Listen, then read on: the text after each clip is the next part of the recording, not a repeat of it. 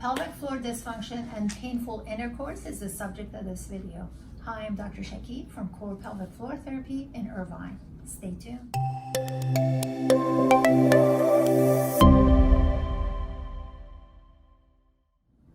All right, so a lot of times people seek therapists for pelvic floor issues. Most of the times it's incontinence. A lot of times it has to do with sexual dysfunction. It could be painful intercourse, as an example. So I wanted to do a video on that so you can understand the anatomy involved and the reason why that is happening.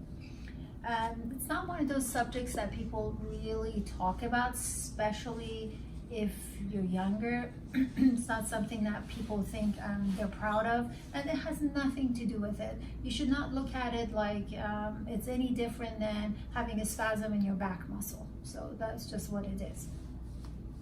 So why is it that it's happening? I think one of the most misunderstood things about sexual dysfunction or painful intercourse is that it's a part of the anatomy that is being basically when there is a sexual intercourse, when there is an insertion in the vaginal canal. All that is a part of your pelvic floor muscles.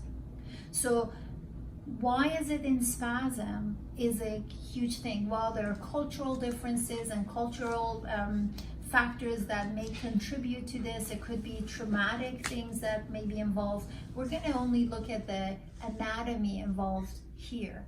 So when you have a spasm, just like you have a spasm in your back, you can have a spasm of not just the vaginal canal, but the whole inner lining of this bowl we call pelvic inlet, if you want to look at it as a bowl.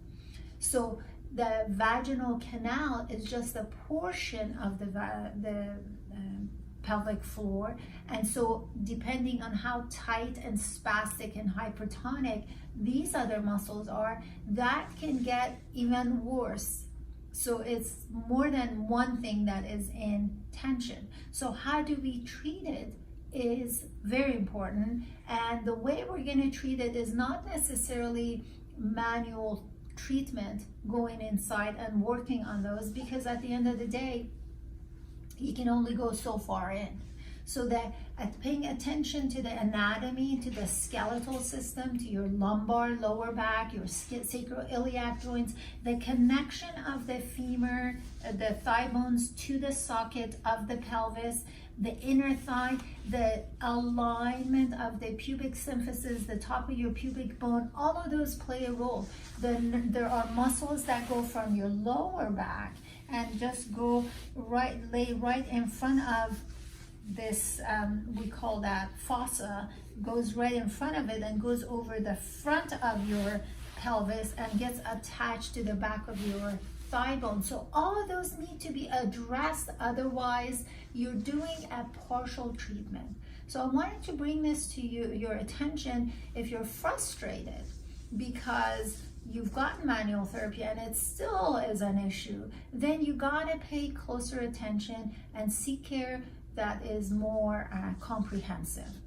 If you have any questions, please use one of the methods of contact in the description box, and make sure you contact the office with any help that you may need. Thanks for watching.